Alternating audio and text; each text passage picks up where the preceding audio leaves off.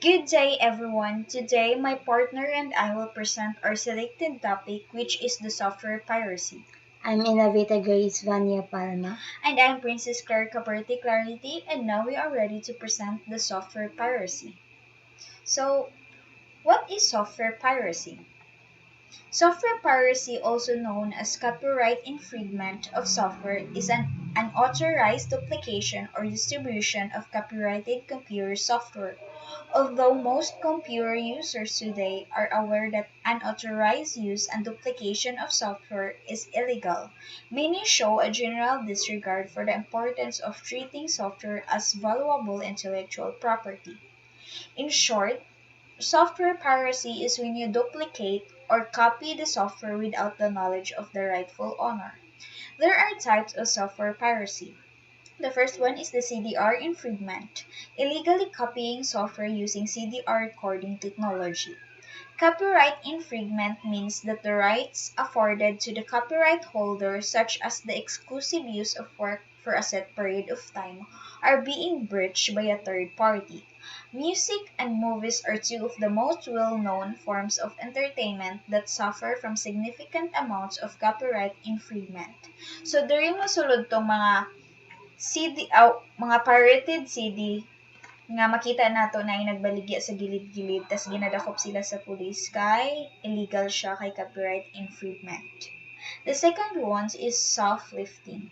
Purchasing a single licensed copy of software and loading it onto several computers in violation of license terms. An example of this would be sharing software with friends, co-workers, and others. Soft lifting, also called soft loading, means sharing a program with someone who is not authorized by the license agreement to use it. A common form of soft lifting involves purchasing a single licensed copy of software and then loading the software onto several computers in violation of licensing terms. On college campuses, it is rare to find a software program that has not been soft-loaded. People regularly lead programs to their roommates and friends, either not realizing it's wrong or not thinking that it's a big deal. Soft lifting is common in both businesses and homes. Uploading and downloading. Making unauthorized copies of copyrighted software available to end user connected to online service providers and or peer-to-peer network via the internet. Second is unrestricted client access infringement, allowing clients of an organization to freely access software on the organization network server in violation of the terms of the license agreement. Software counterfeiting. Illegally duplicating and selling copyrighted software in a form designed to make it appear legitimate. Software counterfeiting means producing fake copies of a software, making it look authentic. This involves providing the box, CDs, and manuals, all designed to look as much like the original product as possible. Microsoft products are the ones most commonly counterfeited because of their widespread use. OM and bundling. Selling standalone software that was intended to be bundled with a specific accompanying hardware. Often called OM piracy or just unbundling, OM unbundling is a type of software piracy that occurs when OM packaged software is separated from the hardware it originally came bundled with at the OM retail level of sale. Hard disk loading. Installing unauthorized copies of software onto a hard disk of personal computers, often as an incentive for the end user to buy the hardware from that particular hardware dealer. Often committed by hardware dealers, this form of piracy involves loading an authorized copy of software onto a computer being sold to the end user. This makes the deal more attractive to the buyer at virtually no cost to the dealer. The dealer usually does not provide the buyer with manuals or the original CDs of the software. This is how operating systems like Windows 9.5 are often pirated. Renting, unauthorized selling or viewing of software for temporary use. Renting involves someone renting out a copy of software for temporary use. Without the permission of the copyright holder, the practice similar to that of renting a video from Blockbuster violates the license agreements of software. The last one is commercial use of non-commercial software. Using educational or other commercial use restricted software in violation of the software license. Why protect your software? Protecting your code against illegal copying and copyright infringements should be on the top of your list of priorities. If your core business is software development, or you happen to create software to meet your custom requirements, defending your software is as important as writing the source code itself. Based on my research in software protection, the federal copyright law denotes that users may not create a copy of a piece of software for any other reason other than as an archival backup without the permission of the copyright holder. This simply implies that copying and sharing a software without authorization is considered as theft.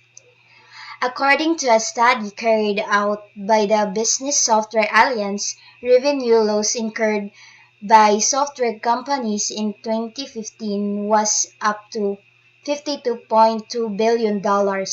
For every software copy created illegally, the software company loses money. Therefore, when an individual or company is caught making, sharing, or selling pirated software, they are made to face strict penalties, including the payment of lost profits and damages. The computer industry places responsibility and trust in the hands of its users. In fact, it is the only industry that provides its end users with the ability to be a manufacturing subsidiary. A computer program that took many years of research and hard work to create can be copied in an instant. Additionally, while software programs are very expensive to make, almost any computer can be used to create a cheap copy. Unlike the piracy of recorded media such as compact disc and videotapes, software piracy doesn't undergo any kind of quality degradation, except it is tampered with the copied software will function just like the original copy. So, piracy harms you and your customers. Developing a software application involves a major investment of time, money, and effort. Software piracy, including illegal network licenses and unfulfilled upgrades, denies you the revenue you deserve and harms your paying customers, who ultimately bear the cost of illegal use of your products. Piracy limits your ability to competitive, leading to higher priced, less advanced products for your customers. Piracy limits your ability to competitive, leading to higher priced, less advanced products for your customers. The negative effects of piracy for end users. Copyright infringement not only hurts the software industry, it also has negative consequences for the end user. Here are just a few of the common sense reasons to avoid software piracy. The first one is no access to technical support, no access to service provided by a hardware or software company which provides registered users with help and advice about their products. Next is lack of product documentation and warranties, lack of marketing and promotional literature and customer documentation applicable to product. lack of guarantee that a manufacturer or similar party makes regarding the condition of its product. Content may be incorrect or outdated, and it can be difficult to access for upgrade. Next is software may contain viruses or be defected or corrupted. Some pirates will share software online as is without any other modification to its source code other than those needed for it to work without a lawfully purchased license. Others, though, will include malware, bloatware, keyloggers, phishing attempts, and other sorts of headaches hidden with the files, such as attempts are detectable by your antivirus or other means, but it's never a 100% guarantee. Depending on the hacker's skill level and knowledge, viruses can be carefully hidden into your computer, game executables, or other parts of the pirated software. These are more severe crimes with heftier fines and potential prison time, but part of software piracy nonetheless. Ne- and the last one is expensive lawsuits and or significant penalties can be applied. Software piracy methods are punishable, no exception. This also includes unwilling or unknowing piracy. How is that possible, you ask? It's very easy actually. If someone installs software on your company computers but it's not licensed, you're committing piracy even you didn't know it at the time. If you have one Microsoft Office license key for one computer but you're using it for all of your computers, you're committing piracy. Under the applicable law, the fine for software piracy can go to up to $150,000 if you decide to go to court and contest it though and you successfully prove that the infringement was unwilling like explained above, the fine is up to $200. The fine can be semi-strict, but think of it this day. The computer programs industry places an inherent trust in its users. EULAs are there to be a legal safety net. But other than some skillful coding like DRMs or license keys, there is nothing actively stopping someone from copying and sharing a program. These are very expensive programs we're talking about, which can take years and years of R&D to perfect and present to customers. And just like that, it can be copied and shared online for free with any basic entry-level computer without any degradation or subpar quality as with pirated media, which is movies, songs, etc. If you're looking at it from a bird's eye view, piracy is still thief. It takes away a revenue source for which others are working tirelessly over long periods of time. The law just punishes it like would any other crime. The problem is that it can easily get muddled when big corporations are involved, where you need lots of licenses, maintenance, and control over your IT systems. So these are the case studies related to software piracy. First is software piracy causes, effects, and prevention. Second is student attitudes on software piracy and related issues of computer ethics. Third one, global software piracy case study. The first one is software piracy causes, effects, and prevention.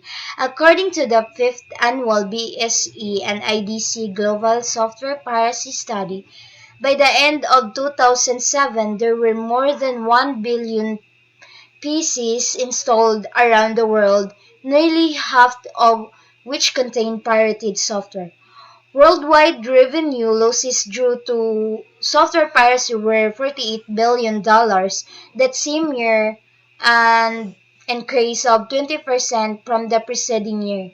Whether intentional or not, a vast amount of revenue is lost to piracy and diverted from software companies and local governments, revenue that otherwise would be reinvested in R&D to develop and improve legitimate software programs simply does not reach software publishers. The studies discusses the costs and consequences of software piracy and presents software developers with a way to protect their intellectual product and increase revenues, including guidelines for evaluating software digital rights management DRM solutions. So the second one is the students' attitude on software piracy and related issues of computer ethics. Software piracy is older than the PC and has been the subject of several studies, which have found it to be a widespread phenomenon in general and among university students in particular. An earlier study by Cohen and Cornwell from a decade ago is replicated, adding questions about downloading music from the internet.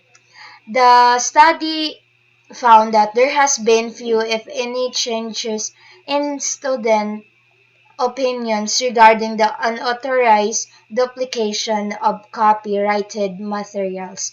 Students generally felt that copying commercial software and downloading music from the internet was acceptable and found that there was no significant correlation between student attitudes and their schools' religious affiliation or lack thereof. Additionally, the study found that a small but significant percentage of respondents considered the other questionable behaviors as ethically acceptable. Finally, the reasons for these attitudes are discussed as well as what college can do to correct the situation. The third one is the Global Software Piracy Case Study. This case is taking software piracy under the light that explained at the end of the third chapter of the book, International Business Environments and Operations by Daniels in the 11th edition. The software piracy is the mislicensing, unauthorized production, and illegal distribution of software, whether for business or personal use. When someone copies software without buying the appropriate number of licenses, it is copyright infringement. Individual copying software for a friend is a form of software piracy. Types of software piracy may include end user piracy, pre-installed software, internet piracy, and counterfeiting online auction piracy. And this is the site and references. And that would be all. Thank Thank you. you.